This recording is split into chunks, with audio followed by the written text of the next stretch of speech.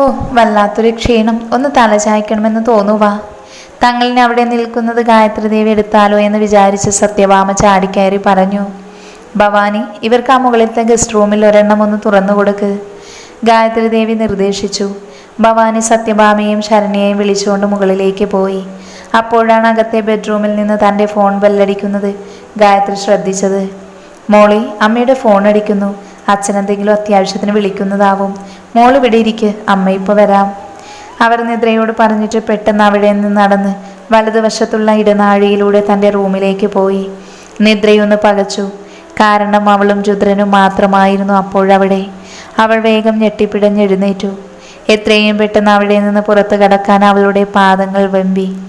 മുഖം കുനിച്ചുകൊണ്ട് തന്നെ മുന്നിൽ കൂടി കടന്നു പോകുന്ന പെണ്ണിനെ കണ്ടപ്പോൾ രുദ്രൻ്റെ ചുണ്ടിലൊരു ചിരിയൂറി. അവളെ കാണുമ്പോഴെല്ലാം കുസൃതി കൂടാനാണ് അവന് തോന്നിയിരുന്നത്. അവൻ പെട്ടെന്ന് അവളെ ഇടുപ്പിൽ പിടിച്ച് തൻ്റെ നെഞ്ചിലേക്ക് വലിച്ചിട്ടു. നിദ്ര വിറച്ചുപോയി. അവളുടെ കരിമീൻ മിഴികൾ വല്ലാതെ പിടഞ്ഞു. ആ മുഖത്തെ പേടിയും വെപ്രാളവും കണ്ട് രുദ്രൻ്റെ മുഖം ആർദ്രമായി. അവൻ അവളെ കുറച്ചുകൂടി തന്നോട് ചേർത്ത് പിടിച്ചു. നിദ്ര പരിഭ്രമത്തോടുകൂടി കുതറി പിടഞ്ഞു. എന്നെ വിട് പ്ലീസ് സർ, എന്നെ ഉപദ്രവിക്കരുത്. അതെന്താ ഭാരി അങ്ങനെയൊരു വർത്തമാനം? നീ എൻ്റെ താലി ഏറ്റുവാങ്ങിയവളല്ലേ, എല്ലാം അറിഞ്ഞുകൊണ്ട് എൻ്റെ ജീവിതത്തിലേക്ക് കടന്നു വന്നവൾ. അപ്പം ഞാനൊന്ന് തൊട്ടെന്ന് വിചാരിച്ചങ്ങ് പേടിച്ചാലോ? പ്ലീസ് എന്നെ വെറുതെ ഉപദ്രവിക്കല്ലേ. ഞാൻ നിങ്ങൾ വിചാരിക്കുന്നത് പോലെയുള്ളൊരു പെണ്ണല്ല. അവൾ പെട്ടെന്ന് രുദ്രൻ്റെ നേരെ കൈകൂപ്പിക്കൊണ്ട് ദയനീയമായി പറഞ്ഞു. രുദ്രൻ പകച്ചുപോയി. അവളുടെ കണ്ണുനീർ നിറഞ്ഞ മുഖം കാണെ അവനിൽ അലിവ് നിറഞ്ഞു. അവളുടെ ഇടുപ്പിൽ അമർന്ന വലതു കൈ അയഞ്ഞു. നിദ്ര പെട്ടെന്ന് കണ്ണു തുടച്ചുകൊണ്ട് അവൻ്റെ മുന്നിൽ നിന്ന് ഓടിപ്പോയി. രുദ്രൻ അവളുടെ സങ്കടം കാണെ കുറ്റബോധം തോന്നുന്നുണ്ടായിരുന്നു. നിദ്ര പിന്നെ രുദ്രൻ്റെ മുന്നിൽ പെടാതെ കഴിച്ചു. അവൾ ഗായത്രി ദേവിയുടെ അരികിൽ തന്നെ ചുറ്റിപ്പറ്റി നിന്നു. ഇങ്ങനെ എൻ്റെ പിറകെ തന്നെ നടക്കാതെ കുറച്ചു നേരം രുദ്രൻ്റെ അടുത്ത് ചെന്നിരിക്കുമോളെ, നിങ്ങൾ തമ്മിലൊന്ന് അടുക്കണ്ടേ? അല്ലേൽ പിന്നെ പെട്ടെന്ന് അവൻ്റെ കൂടെ പോകുമ്പോൾ നിനക്ക് ബുദ്ധിമുട്ടുണ്ടാവില്ലേ? തന്നെയുമല്ല, നീ ഇങ്ങനെ ഏതു നേരവും മാറി നടന്ന അവൻ എന്ത് വിചാരിക്കും? ഗായത്രി ദേവി സ്നേഹത്തോടെ അവളോട് ചോദിച്ചു. രുദ്രൻ്റെ കൂടെ പോകണമെന്ന് കേട്ടപ്പോൾ നിദ്ര കിടുങ്ങിപ്പോയി. ഞാൻ എന്തിനാ അമ്മ അദ്ദേഹത്തിൻ്റെ കൂടെ പോകുന്നത്? ഞാൻ ഇവിടെ നിന്നോളാം, എനിക്ക് അമ്മയുടെ അടുത്ത് നിന്ന് പോകണ്ട. നിറഞ്ഞ കണ്ണുകളോടെ കൊച്ചു കുഞ്ഞിനെ പോലെ നിദ്ര പറയുന്നത് കേട്ട് ഒരേ സമയം ഗായത്രി ദേവിക്ക് വാത്സല്യവും സങ്കടവും തോന്നി. നീ രുദ്രൻ്റെ ഭാര്യയല്ലേ മോളെ, അവൻ്റെ കൂടെയല്ലേ നീ എപ്പോഴും ഉണ്ടാവേണ്ടത്. അവൾ പെട്ടെന്ന് ഗായത്രിയുടെ കൈയെടുത്ത് നെഞ്ചോട് ചേർത്ത് പിടിച്ചു. എന്നെ പറഞ്ഞു വിടല്ലേ അമ്മേ, അമ്മയുടെ അടുത്ത് നിന്ന് പറഞ്ഞു വിടല്ലേ പ്ലീസ്. അവൾ കരയാൻ തുടങ്ങിയതും ഗായത്രി ദേവിക്ക് വീണ്ടും വിഷമമായി. പതി അവളെ പറഞ്ഞു മനസ്സിലാക്കാമെന്ന് അവർ വിചാരിച്ചു. ശരി മോളെ, നീ ഇങ്ങനെ കരയല്ലേ, നിനക്കിഷ്ടമല്ലെങ്കിൽ നീ പോകണ്ട, തീർന്നില്ലേ? നിദ്ര പെട്ടെന്ന് ചിരിച്ചു. ഇന്നെന്താ അമ്മേ നമുക്ക് ഉച്ചയ്ക്ക് ഭക്ഷണത്തിന് ഉണ്ടാക്കേണ്ടത്? അതൊക്കെ ഭവാനിയും ഭാർഗവിയും കൂടി ഉണ്ടാക്കിക്കോളും. മോൾക്ക് എന്താ വേണ്ടതെന്ന് വെച്ചാൽ പറഞ്ഞാൽ മതി, അതുതന്നെ ഉണ്ടാക്കാം. നിദ്രയുടെ കണ്ണുകൾ വീണ്ടും നിറഞ്ഞു. അത് കണ്ട് ഗായത്രി ദേവിക്ക് വല്ലായ്മ തോന്നി. എന്താ മോളെ, നീ എന്തിനാ ഇങ്ങനെ ഏതു നേരവും സങ്കടപ്പെടുന്നത്? ഒന്നുമില്ല അമ്മേ, ഇതുവരെ മറ്റുള്ളവർക്ക് വെച്ച് വിളമ്പിയല്ലതല്ലാതെ ആരും എനിക്കൊന്നും ഉണ്ടാക്കി തന്നിട്ടില്ല. എത്ര തളർന്നിരുന്നാലും ഒരു ഗ്ലാസ് വെള്ളം പോലും എടുത്തു തരാനുള്ള കരുണ ആരും കാണിച്ചിട്ടില്ല. നിനക്കെന്തെങ്കിലും ആവശ്യമുണ്ടോ എന്ന് സ്നേഹത്തോടെ ഒരാളും ചോദിച്ച് കേട്ടിട്ടില്ല. പാതിര വെളുപ്പിന് എഴുന്നേറ്റ് അടുക്കളയിൽ കയറുന്നതാ. 5-6 തരം കറിയും ചോറുമൊക്കെ ഉണ്ടാക്കി മുന്നിൽ കൊണ്ടുവച്ച് വിളമ്പിക്കൊടുത്താലും കുറ്റം മാത്രമേ ചെറിയമ്മയുടെ വായിൽ നിന്ന് വരൂ. അവർ തിന്ന പാത്രം വരെ ഞാനാണ് കഴുകുന്നത്. പല ദിവസം പട്ടിണി കിടന്നിട്ടുണ്ട്. ചില ദിവസം അവർ മനഃപൂർവ്വം പട്ടിണി ഇടുന്നതാ. എന്തെങ്കിലും ദേഷ്യം തോന്നിയ ഭക്ഷണം കഴിക്കേണ്ടെന്ന് പറയും. ചിലപ്പോൾ അവരുടെ വായിലിരിക്കുന്നത് കേട്ടാ എനിക്ക് തന്നെ കഴിക്കാൻ തോന്നില്ല. പക്ഷേ ആദ്യമായിട്ടാ ഇങ്ങനെ എനിക്കെന്തെങ്കിലും ഇഷ്ടമുണ്ടോ എന്ന് ഒരാൾ ചോദിക്കുന്നത്. അമ്മ വിചാരിക്കുന്നത് പോലെ ഇത് സങ്കടത്തിൻ്റെ കണ്ണീരല്ല, സന്തോഷത്തിൻ്റെ കണ്ണീരാ. നിദ്രയുടെ സ്വരമിടറി. ഗായത്രി ദേവി പെട്ടെന്ന് വേദനയോട് അവളെ ചേർത്ത് പിടിച്ചു. അവളുടെ ആ സംസാരം അവരുടെ ഉള്ളിൽ വെച്ച് കളഞ്ഞിരുന്നു. മോളിനി അതൊന്നും ഓർക്കണ്ട, നിനക്ക് അമ്മയുണ്ട്. ആരെല്ലാം നിന്നെ കൈവിട്ട് കളഞ്ഞാലും നിനക്ക് അമ്മയുണ്ട്. അവരുടെ വാക്കുകളും സമാധാനിപ്പിക്കലും നിദ്രയ്ക്ക് വല്ലാത്തൊരു സാന്ത്വനം കൊടുക്കുകയായിരുന്നു. എന്നാൽ ഞാൻ അമ്മയോടൊരു കാര്യം പറയട്ടെ? അവൾ കണ്ണുകൾ വിടർത്തി ചോദിച്ചു. എന്താ പറയ്? ഇന്നത്തെ ഫുഡ് ഞാനുണ്ടാക്കിക്കോട്ടെ. നീ ഒറ്റയ്ക്കോ? രുദ്രന് നോൺ വെജാണ് കൂടുതലും ഇഷ്ടം. അതും 5-8 തരം കറി വേണം. ഇവിടെ വന്നാതാ പതിവ്. ഇതെല്ലാം നീ ഒറ്റയ്ക്ക് ഉണ്ടാക്കുമോ? ഒന്ന് അടുപ്പിച്ച് തന്നാൽ മതി അമ്മേ, പാചകം ഞാൻ ചെയ്തോളാം. എൻ്റെ വീട്ടിലെ എല്ലാ പണിയും ഒറ്റയ്ക്ക് തന്നെയാണ് ഞാൻ ചെയ്തിരുന്നത്. ഇവിടുത്തെ അത്രയും വിഭവങ്ങളൊന്നും ഉണ്ടാവില്ല. എന്നാലും ആ വീട്ടിലെ പാചകവും പുറം പണിയും അലക്കലും എല്ലാം കൂടി വലിയ കഷ്ടപ്പാടായിരുന്നു. അതൊക്കെ വെച്ച് നോക്കുമ്പോൾ ഇതെനിക്ക് നിസ്സാരമാ. പ്ലീസ് അമ്മേ, എൻ്റെ ഒരു സന്തോഷമല്ലേ. രുദ്രൻ സാറിന് എൻ്റെ കൈ കൊണ്ട് ഫുഡ് ഉണ്ടാക്കി കൊടുക്കണമെന്നൊരാഗ്രഹം. രുദ്രൻ സാറിനോ? ഗായത്രി ദേവി കണ്ണുമിഴിച്ചു. അത് പിന്നെ രുദ്രേട്ടൻ അല്ല, ദേവേട്ടൻ. നിദ്രയുടെ പരുങ്ങൽ കണ്ട ഗായത്രി ദേവി പൊട്ടിച്ചിരിച്ചു. നിനക്കിഷ്ടമുള്ള പോലെ വിളിച്ചു പെണ്ണെ, ഞാൻ അതിലൊന്നും ഇടപെടാൻ വരില്ല. പേര് വിളിച്ചാലൊരു പ്രശ്നവുമില്ല.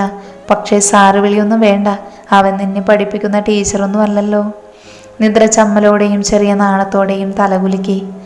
അതേസമയം ശരണ്യയും സത്യഭാമയും തങ്ങൾക്ക് കിട്ടിയ AC റൂമിലെ മനോഹരമായ വലിയ ബെഡിലിരുന്നും കിടന്നും അറുമാദിക്കുകയായിരുന്നു.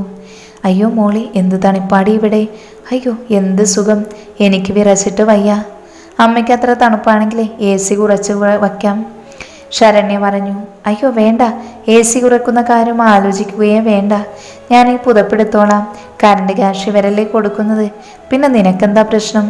ഓ, ഇവിടുത്തെ വേലക്കാരികൾക്ക് പോലും ഇവിടെ AC മുറിയാ. അവരുടെയൊക്കെ ഒരു ഭാഗ്യം. എന്തായാലും ഇപ്പോഴൊന്നും നമുക്ക് ഇവിടെ നിന്നും പോകേണ്ട കേട്ടോ അമ്മേ. എങ്ങനെയെങ്കിലും ആ രുദ്രനെ വളച്ചൊന്ന് കുപ്പിയിലാക്കണം. എനിക്ക് നിദ്ര അവൻ്റെ അടുത്ത് നിൽക്കുന്നത് കണ്ടിട്ട് സഹിക്കുന്നില്ല. ശരണ്യ പല്ലിറുമി. അത് പിന്നെ പറയാനുണ്ടോ മോളി, നമുക്ക് നമ്മുടെ പ്ലാനെല്ലാം നടപ്പിലാക്കിയിട്ട് പോയാൽ മതി. നിദ്രയെ എത്രയും പെട്ടെന്ന് ഇവിടെ നിന്ന് അടിച്ച് പുറത്താക്കണം. എന്നിട്ട് ആ സ്ഥാനത്ത് നീ വരണം. എങ്കിലേ അമ്മയ്ക്ക് മനസ്സമാധാനത്തോടെ വിശ്രമിക്കാൻ പറ്റൂ. ഇതെല്ലാം ഒന്ന് നടന്നാൽ മതിയായിരുന്നു. നടക്കും മോളി. നല്ല ഒന്നാന്തരം നാവലിൻ്റെ വായിൽ കിടക്കുന്നത്. രുദ്രനെ നമ്മൾ സ്വസ്ഥത കൊടുക്കാൻ പോകുന്നില്ല.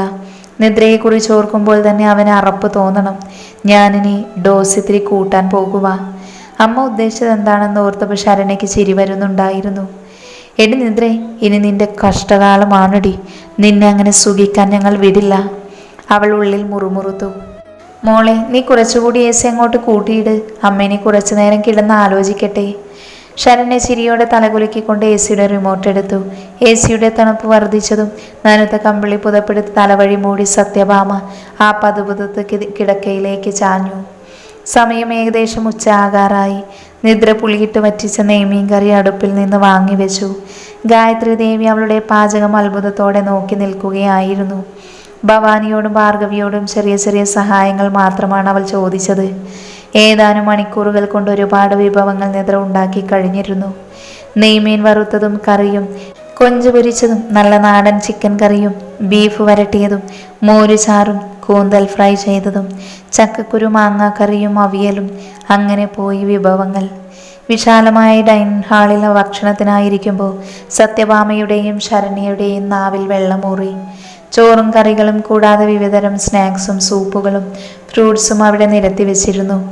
സത്യഭാമ ആരെയും നോക്കാതെ ആർത്തിയോടെ വാരി വലിച്ച് തിന്നുകൊണ്ടിരുന്നു. ശരണ്യയും കഴിക്കുന്നതിൽ പിശുക്കൊന്നും കാണിച്ചില്ല. ഭവാനിയും ഭാർഗവിയും ഇടത്തും വലതും നിന്നുകൊണ്ട് അവർക്ക് വിളമ്പിക്കൊടുത്തു. ഇതെല്ലാം കണ്ട് ഗായത്രി ദേവി നിദ്രയും അവിടെയിരുന്നു. സത്യഭാമയുടെ ആക്രാന്തം കണ്ട് ഭവാനിയും ഭാർഗവിയും ചിരിയമർത്തി. അമ്മ കഴിക്കുന്നില്ലേ? നിദ്ര ചോദിച്ചു. ഞാൻ വിളമ്പട്ടെ? രുദ്രൻ വരട്ടെ മോളെ, നമുക്കൊരുമിച്ച് കഴിക്കാം. ഞാൻ വിളിച്ചപ്പോൾ അവനിപ്പോൾ വരാമെന്ന് പറഞ്ഞു. നിദ്ര പരിഭ്രമത്തോടെ തലകുലുക്കി. അവനെ നേരിടാൻ അവൾക്ക് പ്രയാസമുണ്ടായിരുന്നു. കുറച്ചു കഴിഞ്ഞപ്പോൾ രുദ്രൻ അങ്ങോട്ട് വന്നു. ഒരു സ്ലീവ്ലെസ് ബ്ലാക്ക് ടീഷർട്ടും ജീൻസുമാണ് അവൻ ധരിച്ചിരുന്നത്. ശരണ്യ അവൻ്റെ മുഖത്തുനിന്ന് കണ്ണെടുത്തതേയില്ല. അവൾക്ക് അവൻ്റെ സൗന്ദര്യം നേരിട്ട് കാണും തോറും നിദ്രയോട് എന്തെന്നില്ലാത്ത അസൂയ തോന്നി. വന്നതും രുദ്രൻ നിദ്രയെ ഒന്ന് നോക്കി. അവളുടെ മുഖം കുനിഞ്ഞു പോയി. അവൻ്റെ മുഖത്തൊരു കുസൃതി ചിരി വിടർന്നു.